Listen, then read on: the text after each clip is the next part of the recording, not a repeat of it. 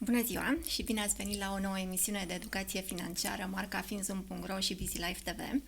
Numele meu este Irina Chitu și reprezint comparatorul de produse financiare FinZoom.ro și astăzi vom afla mai multe detalii despre câteva programe extraordinare de educație financiară, de antreprenoriat, de responsabilitate socială, pe care le desfășoară deja de câțiva ani ING Bank în România. Invitatul de astăzi, Serge, are o experiență de 15 ani în industria bancară, este în prezent Chief Financial Officer în România la ING Bank și este și vicepreședinte al Camerei de Comerț româno-olandeze. Iar interviul de astăzi va fi în limba engleză, deoarece Serge a fost relocat în România abia în cursul anului trecut, însă deja a reușit să devină motorul și inima tuturor acestor programe de educație financiară pe care le desfășoară banca. Welcome, Serge. Thank you for having me here and having the opportunity to talk about what we're doing in the area of financial education and also on the part of our corporate social responsibility. Apologies for everybody watching, but my Romanian is not yet good enough to do this in Romanian, so I hope you don't mind. The next interview will be in Romanian, yes. I will not promise, but we will try that the next one is partly in Romanian. Okay, Serge. So, ING Bank is now the fifth bank in Romania and also is having 1.4 million clients. So, what does it do to support the financial education of its clients? Yeah, when you look at it, we're very proud of the growth that we have gone through in the last couple of years. And indeed, we have 1.4 million clients, of which almost 1 million have actually recurring income with us. And I think this is one of the things for us that is very important. We're very close to our customers. We want to know them. And as part of our normal business, we're offering a lot of information on our websites via also some of the push messages. And we're trying to also create new product features that will help them. For instance, also how to save more or what are some of the moments to save so that they are in good financial health. So that is first and foremost what we're trying to do. And we're also very proud that although we have grown very fast, we don't have a lot of customers in our portfolio that have financial problems. We have always been extremely proud that our customers are sound and healthy customers. So that is first. Beyond that, we're spending a lot of time trying to help also in other initiatives to make also Romania financially healthy by also giving financial education, promoting education, and also helping people that have financial difficulty to come out of that and to be able to restart their life in a good position. It's good. So following this crisis back in 2010, many lessons have been learned by both by the banks and also by the consumers, companies or physical persons. So, what would you say? ING changed, the consumer are more educated. How you feel? I think this was a lesson for everybody. So I think that collectively everybody changed, and I think also you see now more and more there are new regulations, for instance, to prevent overdebtness. So also last year regulations were much stronger. I think people are much more aware of some of the risks that they're running, and I'm thinking about foreign currency loans or over-indebtedness with just too much lending for consumption. And also as a banking sector, we have become much more aware of some of the risks. And it also comes back in the products that we are actually providing. So we have not provided any foreign currency loans. And we are also now promoting new products like fixed rate mortgages to make sure that people will not get into trouble if, for instance, interest rates increase. But people have predictability of what they need to pay going forward. And they can always judge based on their salaries if this is a good situation they're in. So actually, yes, you have a product right now exactly with these 7 years fixed interest. How is going this product right now? So the people understand the product that for the beginning it's fixed, then it's variable, and what is because it's not risk anymore for the interest to be more, and also the currency it's in lei, so they understand more. And for instance, if you are comparing with the other products that you have, they started to have interest on it. Yeah, I think it's very important that we try to explain the products as clearly and easily as it is. So I think one of the things where you can also see where the banking sector changed is in how simple the language is that we're trying to actually show people what is the product about. Is the product suitable for you? And what are still some of the risks that are inherent in the product? People are actually taking this product up more and more. And when I look at the total market, you have seen also last year that fixed rate mortgages are now a substantial part of the new production. And I think that is good because home ownership is good for people. And this also protects them if there is any crisis or new situation where rates would go up, that it doesn't immediately impact them. So I think people are getting aware, but we will slowly see the shift in the behavior of the consumers over time. So you feel this, that they already are more educated, they know how to approach and ask, and what to ask from you. Yeah, and I see also more and more people are actually willing to ask and to understand what it is. So also the number of insurances that we sell with, for instance, mortgages that people are saved if there is a life issue or there is also a damage to the house. People are now also insuring against that, which will help them and prevent them from coming into financial difficulty. So this is for me a sign that we're getting more mature in the way we do credit to especially individuals. So you feel it that it's the bank responsibility and also the personal responsibility here. So yes, what is I think for a bank it's very important. We're not in business to have people not being able to repay their loans. So for me it's very important that we are a responsible party, that we know our customers and that we don't extend loans which people reasonably cannot be expected to repay. So there is for me a responsibility on the part of the banks that we give responsible lending. And that is to make sure that there is no currency risk or sometimes to protect them from also interest rate risk. You can never completely take away the risk. People can get divorced, which is one of the reasons why they can get into financial difficulties. But we do take it as a responsibility that people should be able to repay, and they should also be able to have a normal life next to it, that the loan is not a too big burden for them. And I think in that light, also the steps taken by the National Bank last year to also be more strict in the constraints in the portfolios, I think is a very good step to further protect the consumers going forward. Yeah, so lending responsibility is a word for everybody.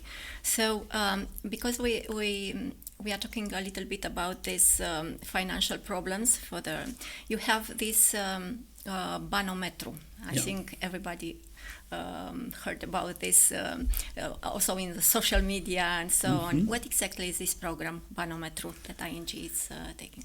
Yeah, we're doing it together with an NGO, and what Banometru is. What's the name of the NGO? It's the Association for Romania. Okay. And I think there, what we're trying to do is people who are coming into financial difficulty sometimes need help to understand how to get out of it. What are some of the budgeting steps they do? And what Banometru is about, it's a website which everybody can actually connect to. And people can subscribe there. It's not about having, for instance, low income, but it's about having more debt or more expenses than your income. And then there are a couple of opportunities they have. So they can subscribe for webinars, for learning about what are some of the steps I can take. There is the opportunity also to get one-on-one coaching with a financial coach to go through the situation you're in and then try to actually get out of it. And we offer there 4 meetings with a financial coach, which will help them get their financial life back on track. So this is for free for consumers, and they should be ING Bank client? No. So this is for everybody, and it's for free. Yeah. So so practically a condition is to be in difficulty. The condition is to be in difficulty. How you put it? What is the difficulty exactly? How you define it? The difficulty that we're many times using as a kind of simple benchmark is that your expenses in a month are larger than your income, which basically means that when you go through normal life, you're not able to repay your debt. Okay. And this creates also, and that's why we find important, a lot of stress in personal life. It creates a lot of other problems, and it is not something people like to talk about. It's not something people would like to admit. So this is a way that we can actually help them and also actually get them to open up to address the underlying troubles that they have. And actually a person to talk with, and to have more trust in themselves and also in the industry. So actually you can say that you learn them how to reach from the minus to plus, with very with situation and also solutions, very personal solutions. Yeah, I think the most important what we're trying to teach the people is how to balance their budget, which starts with how do you create insight in what am I spending money on, what are some of the reasons that I'm spending more than I'm getting in. And one of the success factors that we're looking at is how many people are actually living up to their budget after going through the program. And in the end, roughly 40% of the people is able to meet the monthly budget going forward, which is the basis to become financially healthy again, because they're able to actually not spend more than they're getting in and also repay their debt. So this after your consultancy sessions, you will take care, you will see in time what will happen with this person, so or they will come voluntarily and give some testimonials. How will work? Now we're trying to test indeed, but it's more based on testimonials. Are people actually meeting their budget requirements and are they going in the right direction? But we see that these type of the willingness to actually participate is increasing. So overall we had 3,400 people that now went through the program, but already 1,300 last year. And so it increases, and it increases by word of mouth. So if you look at how do people actually get known that we have Banometu and that people can actually contribute, it is by referrals, by word of mouth. And then people hear about it and they look at it and they say, okay, this can also help me. So the name of the online platform is banometu.ro? It's banometu.ro. So they can go there and make an account, or how it works? There you actually have a couple of options. So you can do the webinars, or you can subscribe, or you can do some of the education. And on that website they can then also further register and roll into the program. This is very good. So the webinar is good also for the people that are outside of Bucharest. Right now you have only in Bucharest the face-to-face meetings. Not necessarily, but it is more Bucharest-based, but we are trying to have the whole network. So it's not only Bucharest-based, but I would not be able to say that in each of the areas of Romania currently we would be able to provide the face-to-face. But it's good that you have it online. Yeah. You can solve all the problems online. So when we started in 2016? No, it started earlier. I think we're already a couple of years online, but it's earlier than that, yes. And so you have mentioned about the referral rate, 80% referral rate. That is very good. So only by word of mouth, because it's about the trust. So if I tell a person that I have find my financial health together with a mentor in Banometu, I think this is more than a lot of advertising that you are making. It's good. About trust and overcoming to a certain extent the feeling of shame that you're in this. And I think it's that people see that there is an option to move forward. So it's like a personal financial consultant Yes. that we don't have in Romania. This in core and like a profession, but it's very good to be made. So very good. So and regarding, I have read about another project that seems very nice. Adopt a project. What does it mean?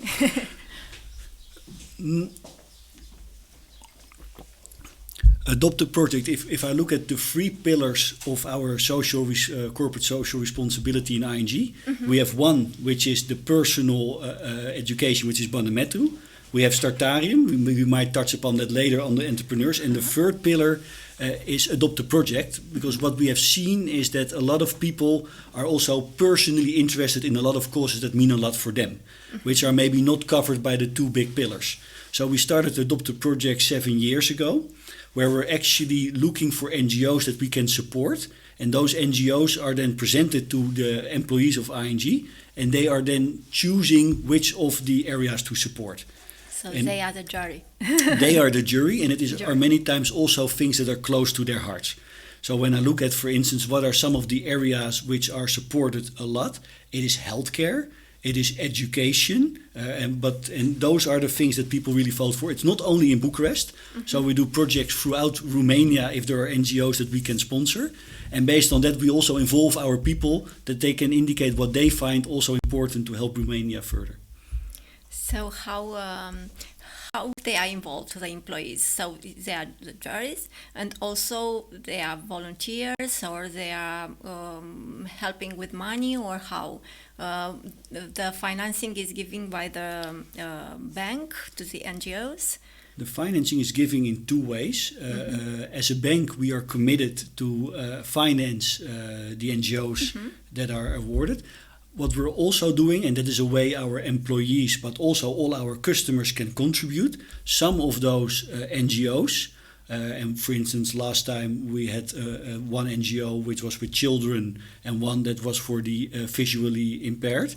And we then place banners on Homebank, and we're actually asking clients and employees to contribute to those causes as well. And how much money have you? In the end, we have now raised roughly 1 million in total. We have financed in the last couple of years, and 52 NGOs. Great. So this is some, yeah. It's very good. And next to that, we're actually promoting our own employees to volunteer time. And we're also sponsoring that to make sure that they can contribute. So for instance, last year, if I look in my own area, we decided to visit an orphanage and to go there and to support the orphanage for a day and to also go there. And we're making time for that as ING as well. So it can be very small things and it can be bigger things. Yeah, so actually the people learn about the money, functions of money, that not only to spend it, but also or to invest it and save it, but also to donate it, and that is very good to. It's for Romanians are good to.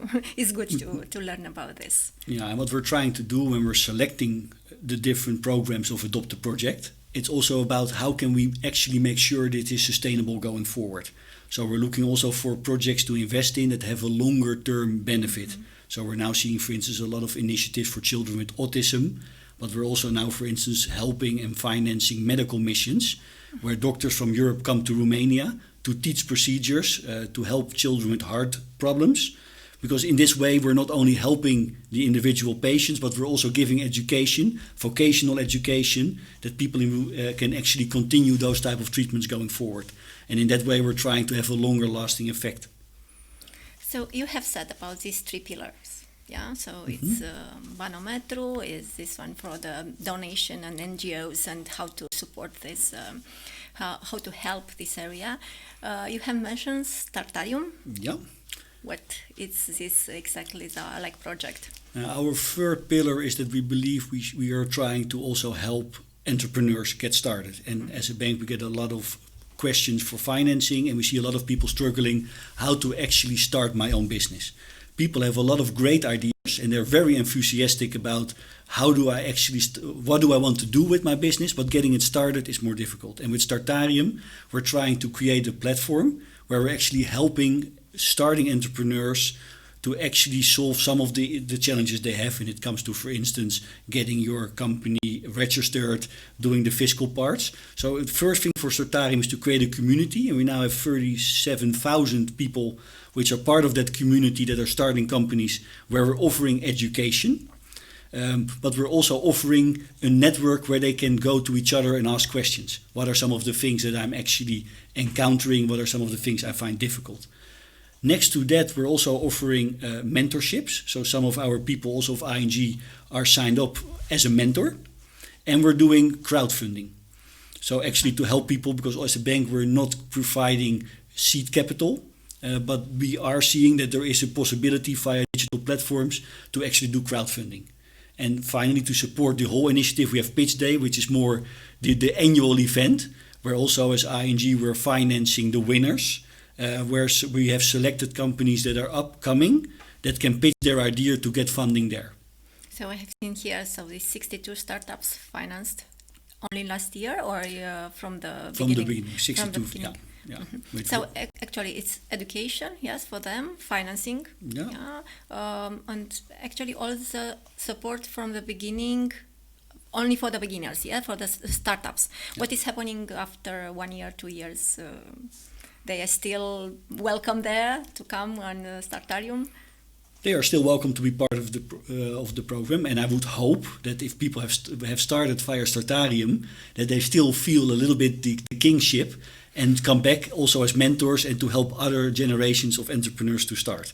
But our primary focus is early startups, to get them through the first phase, to get their ideas up and running. So, for instance, one of the things we're trying to do with them is to go through business canvases to help them think along what are some of the opportunities that they have, what are some of the risks, instead in getting the company up and running, and where should they focus on. So those are the things where it is actually trying also to help them realize their dream of getting their own business. Correct. So you have said 3 pillars or 4 pillars? 3 pillars. 3 pillars, okay. 3 pillars. Because I remember I have seen some of the projects for the green business, like a town with green, because you promote, as I see, a green business model, and because we have a lot of talks about the changing climates in this period. So this I have seen like a 4th pillar. Yeah, what you see is that we believe as ING in totality that we can have a large impact on climate change via the way we do our lending business. And if you would go, for instance, to the ING website, we have the Terra principles, and we just published our first update report where we're trying to help come to the 2 degrees of the Paris Agreement. And that is what we're trying to do, and also in Romania. So we have facilitated one of the first syndicated loans, green loans for a green company in Romania last year. And this is, you could say, the 4th pillar, but for me this is part of our normal day-to-day business, that via our lending book we're trying to help not only climate but also the circular economy to actually make sure that we're moving in the right direction. Because the investments we're doing now for the next 10 to 15 years, those are the ones that should help us do the transition in energy. They should help us to get a new infrastructure, to get smart cities up and running. Where I read that also in Bucharest now, one of the smart city initiatives is actually going to be launched or is already launched. And I think it should tackle a lot of the questions for the upcoming years, but we should be willing as a bank also to help to finance that now, because otherwise we're too late to make the change in 15 years down the road.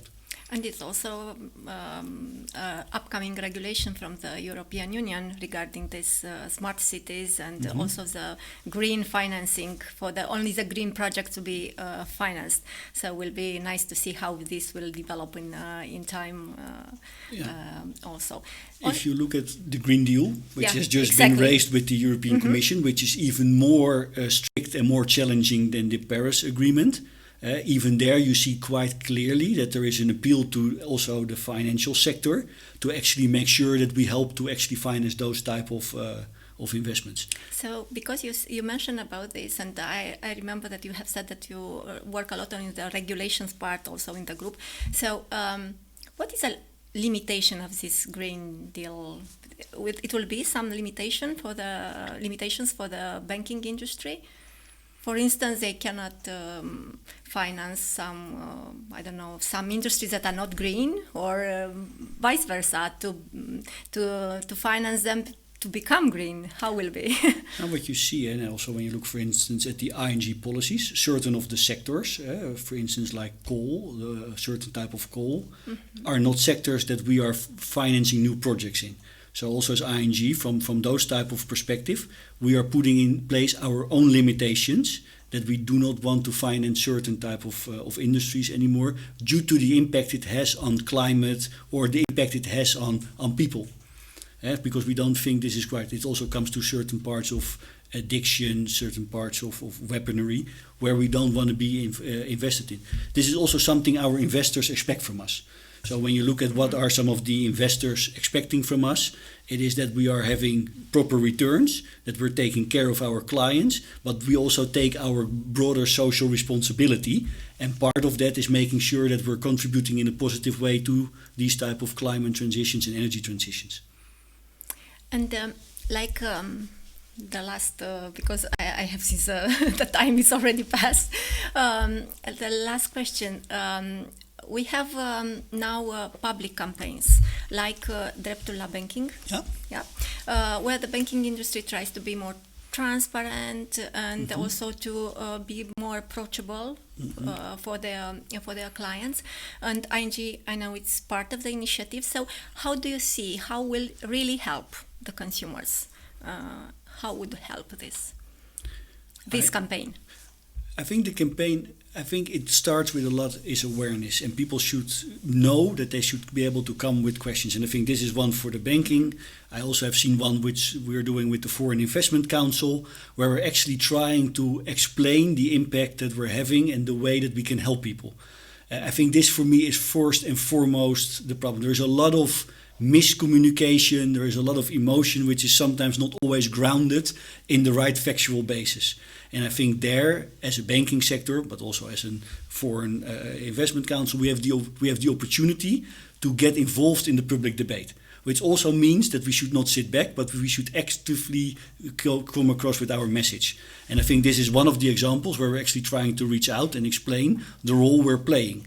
And I have seen in the past, some people believe that we should do more loans because we have the lowest financial intermediation. You could do more. And there were a lot of those type of elements which are easily said and they sound very well, but there is a reason why this is difficult. And I think it comes across, on the one hand, it's the responsible lending. On the other side, sometimes the projects are not ripe to be financed. So it's not an unwillingness to do it, but there is a context. And I think it's up to us, in a very simple manner, that people can actually understand, explain how we do business and why we make certain of the choices, and actually that we are here to help the Romanian economy move forward. We're not here not to lend, but we're here actually to support people with certain conditions. And I think that is the difficulty in that message to get across. And it should start with connecting with the audience, connecting with the people, and creating that platform to start a bilateral dialogue. Yeah, so communication is good, that you are more willing to communicate and to find the right way to do it, and to be more closer to the clients, because for them it's also important to understand. Mm-hmm. And understand is then they will have trust. Yeah. And this will be mm-hmm. good and responsible for both parts. So thanks a lot for the interview. This was already it? It was already it, yeah. Thanks a lot. And for our next interview, for sure will be with a lot of questions about the 2020 and furthermore for ING. Okay, thank you very much. Thank you. All the best.